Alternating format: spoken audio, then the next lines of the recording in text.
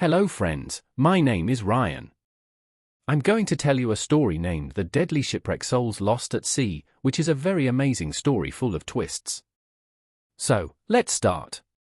It was a calm evening when the grand cruise ship, Oceanic Majesty, set sail from the bustling port of Southampton, England.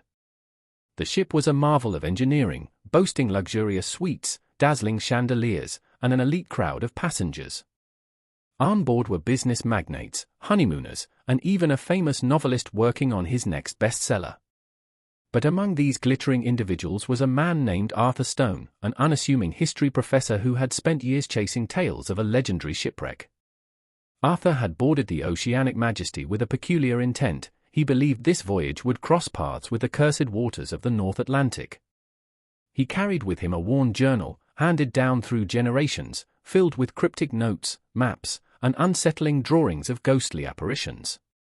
As the ship left the harbor, the passengers were in high spirits. The air was filled with laughter, the clinking of glasses, and the gentle hum of the orchestra. Arthur, however, felt a chill in the air.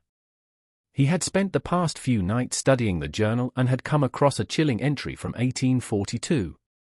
Beware the mist that whispers, for it carries the cries of the lost. When the sea turns still and the stars vanish, the cursed waters claim their toll. That night, as the ship sailed deeper into the Atlantic, Arthur couldn't shake off a sense of dread. He wandered onto the deck, the ocean stretching endlessly into the dark. The sky was unusually clear, stars twinkling like diamonds. But then, as if by some unseen force, a dense mist began to rise from the water, swallowing the ship in an eerie grey blanket. The festive mood on board quickly shifted to unease. Passengers murmured about the sudden change in weather. The ship's captain, a seasoned sailor named Captain Harris, assured everyone it was just a passing fog. But Arthur knew better. He had read about this mist. It was the first sign.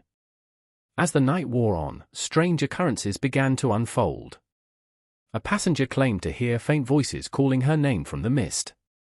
Another reported seeing shadowy figures on the deck. The ship's instruments began to malfunction, compasses spinning wildly, and the radar showing unexplainable blips. Arthur, clutching his journal, felt the weight of the curse pressing down on him. "It's happening," he muttered under his breath. By midnight, panic had set in. The mist grew thicker, and the ship seemed to drift aimlessly. Arthur decided it was time to share his findings. He approached Captain Harris in the control room, laying the journal on the table. "Captain, this isn't just fog. We've entered cursed waters. Look at these records. Ships have disappeared here for centuries, all under similar circumstances." Captain Harris, skeptical but desperate for answers, listened as Arthur explained the legend. According to the journal, the mist was a gateway, drawing ships to their doom. The only way to escape was to perform a ritual, an offering to appease the restless spirits of those who had perished in these waters. As Arthur spoke, the ship's power flickered, and a haunting wail echoed through the halls. The passengers gathered in the grand ballroom, fear etched on their faces. Arthur stood before them, explaining the situation and the ritual they needed to perform. It required everyone to write a message to the lost souls, apologizing for intruding on their domain, and to release a token of personal significance into the sea. The passengers hesitated, their disbelief battling their fear. But when a chandelier suddenly crashed to the floor without warning, they realized they had no choice. One by one, they wrote their messages. A young boy offered his favorite toy. A woman dropped her wedding ring into the ocean. Even Captain Harris tossed in his prized compass. Arthur, with trembling hands, released his journal, the culmination of his life's work, into the dark waters. As the last token disappeared into the sea, the mist began to thin. The haunting wail subsided, replaced by an eerie silence.